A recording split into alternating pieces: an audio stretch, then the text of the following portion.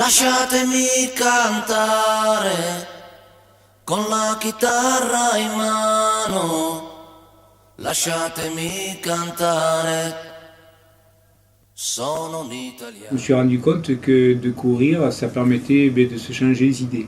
Donc avec Marc Montenez, que j'ai connu sur le lieu professionnel, on a commencé à couroter.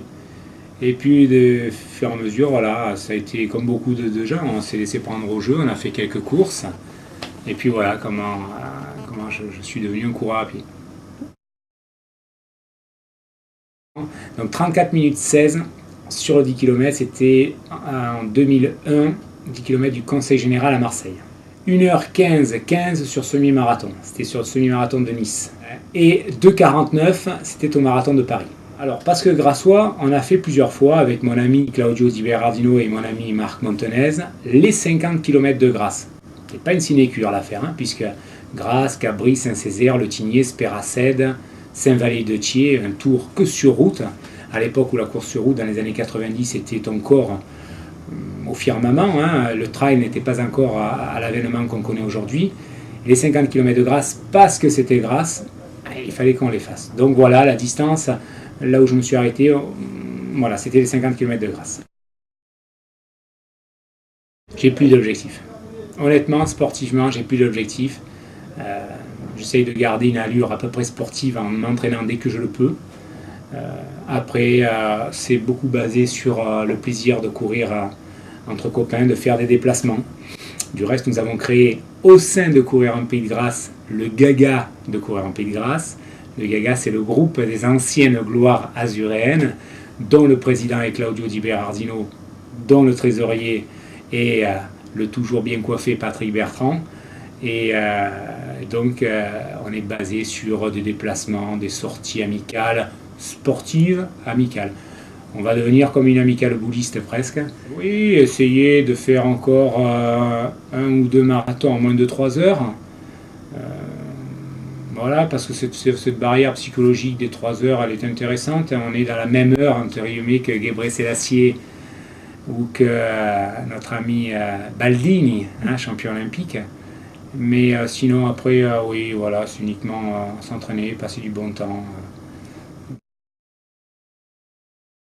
Ouais, moi j'ai besoin de beaucoup courir. Si j'avais le corps pour, je courais tous les jours. Ouais, c'est un vrai exutoire. Mais par contre, sur du dur, sur des appuis. Parce que dès que c'est du cross ou de la montagne, alors là, c'est une catastrophe. C'est une catastrophe.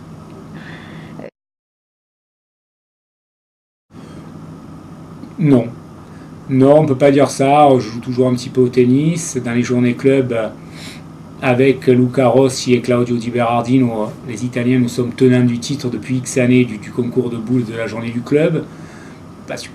Tellement dire que c'est un sport. Non, pas d'autres sports. Un petit peu de salle, comme ci, comme ça, entre amis, mais non, rien d'autre. J'ai de sacrés souvenirs, comme tous les coureurs, de compétitions caractéristiques, pittoresques. Mais le meilleur souvenir, quand même, ça reste une grande victoire que j'ai remportée, la course de Soz en 1996, où nous étions quand même...